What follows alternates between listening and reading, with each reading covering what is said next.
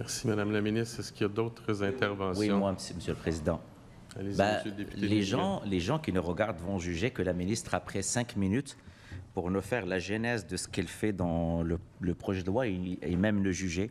Je tiens juste à rappeler que Madame la ministre arrive en retard à chaque fois de 10-15 minutes. C'est des faits. On n'a jamais commencé à l'heure. Ça, on peut faire le calcul de combien de 10-15 minutes la ministre elle-même est venue en retard. Ben, peux-tu le dire à ta collègue depuis tout à l'heure? Monsieur le député, vous avez un appel au règlement à faire? Allez-y. Lequel? Article 35, on ne peut pas invoquer l'absence d'un collègue. Ça n'a pas de sens.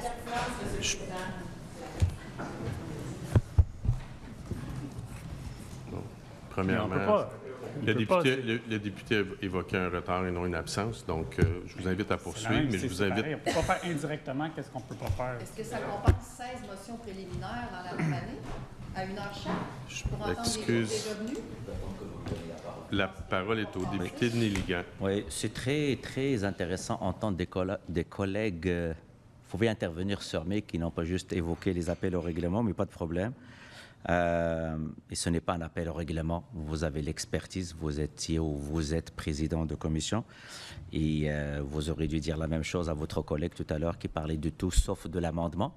Appliquer la même règle à votre collègue, mais ça, je ne pense pas que vous avez le droit de le faire. Ceci étant dit, Monsieur le Président, je vais revenir, n'en déplaise à qui que ce soit autour de la table, je vais revenir au bureau de projet.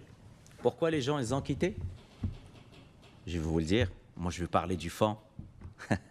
Le gouvernement a mis sur pause le tramway de Québec.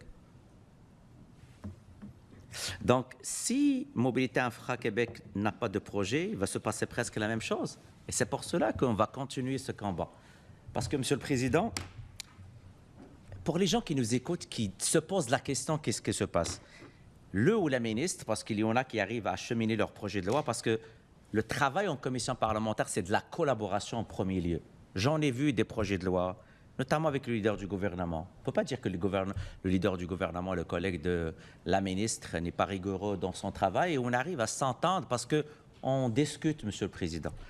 Et je n'ai jamais entendu, depuis que je suis élu dans ce Parlement, que je vais vous répondre 2 fois et je ne vais plus répondre. Mais c'est un choix de chaque ministre. Je reviens sur le fond, Monsieur le Président. Et si c'est pour nous, cet amendement n'est pas accepté pour l'amendement de mon collègue, bon, ça va être notre combat, Monsieur le Président, parce qu'au Parti libéral, on croit à l'autonomie. Et vous avez vu aujourd'hui un gouvernement qui a créé une agence. On n'a pas encore vu de résultats.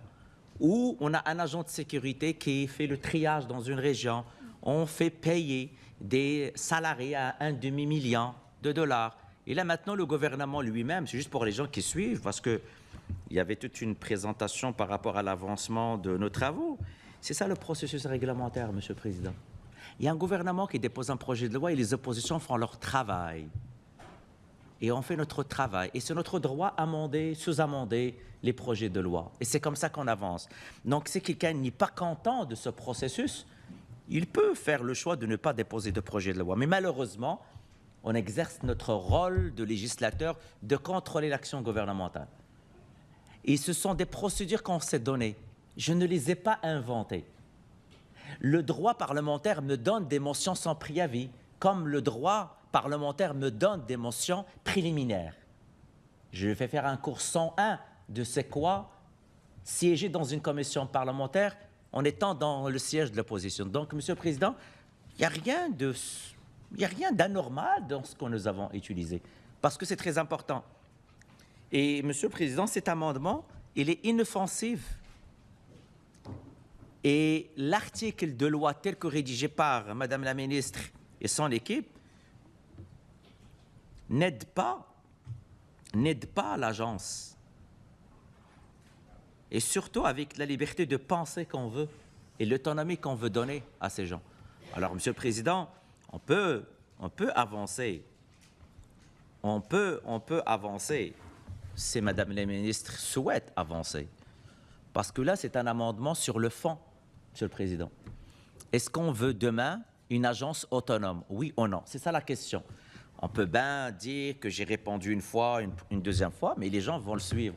La question qui reste sur la table maintenant, Est-ce qu'on veut une agence qui exécute? Et on l'a vu avec d'autres bureaux de projet que les gens quittent parce qu'il n'y a pas de projet, ou bien le gouvernement a décidé de mettre sur pause. Et c'est quoi la garantie que demain, vu les 11 milliards de dollars et le déficit que le gouvernement lui-même a créé, va mettre sur pause les projets et on va assister à des professionnels, des experts qu'on a fait les mains et les pieds pour les ramener à l'intérieur de l'agence, quitter. Donc c'est ça, Monsieur le Président. Je ne pense pas que c'est un débat superficiel ou pas important. Moi, je ne vais pas embarquer parce que j'ai beaucoup de respect aux gens qui sont autour de la table.